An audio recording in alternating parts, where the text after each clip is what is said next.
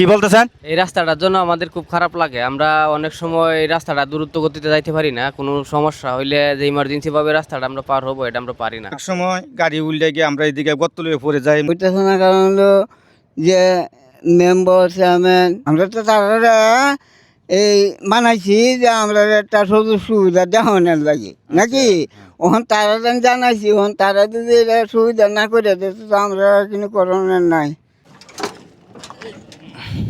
আসসালামু আলাইকুম প্রিয় দেশবাসী, এই ভিডিওটা সর্বোচ্চ শেয়ার করবেন। কারণ এই কথাটা কেন বলতেছি, এই যে দেখেন, এটা ইচুলিয়া থেকে আপনার হিরণপুরের যে একটা রাস্তা, ব্যস্ততম একটা রাস্তা, এই যে দেখেন এখানে একটা এত বড় একটা গর্ত হয়েছে যে এখানে একটা অটো আর একটা অটো এই দিক দিয়ে ক্রস করতে পারে না। হ্যাঁ, আর বড় গাড়ি তো অসম্ভব, আসতেই পারে না। অনেকটাই দুর্ভোগ পোহাতে হচ্ছে এই অঞ্চলের মানুষের। আসলে ভাই, এটা কতদিন ধরে এখানে এরকম? প্রায় 2 বছর প্রায় হয়ে গেছে। আমাদের অনেক সমস্যা হয় এই জায়গার, অনেক সময় গাড়ি উল্টে গিয়ে আমরা এদিকে গর্ত লয়ে পড়ে যাই।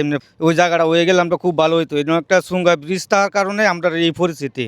এটা আমাদের মা বোনদের জন্য বিশালভাবে সমস্যা আর কি। এই রাস্তাটা প্রেগনেন্ট মহিলারা থাকলে আমরা যে ইমার্জেন্সি ভাবে এই রাস্তাটা দিয়ে একটা দ্রুতভাবে নেওয়ার চেষ্টা করবো, এটা আমরা পারি না। চাচা কেমন আছেন?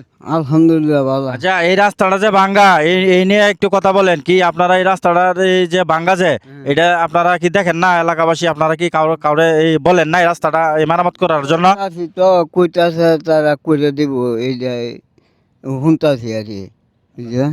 আচ্ছা, যাই করে হোক, দিব এখন তারার বা তারা করবো সে, এখন আমরা তো আর কইলে ওইটাছে না, কারণ হলো যে মেম্বার চেয়ারম্যান এখন তারা দেন, আমরা তো তারার দেন কোন নাকি, আমরা তো তারা এই মানাইছি যে আমরা একটা সুযোগ সুবিধা দেওয়ানোর লাগে নাকি, ওখান তারা জানাইছি, ওখান তারা যদি এটা সুবিধা না করে দিতে তো আমরা কিন্তু করণের নাই।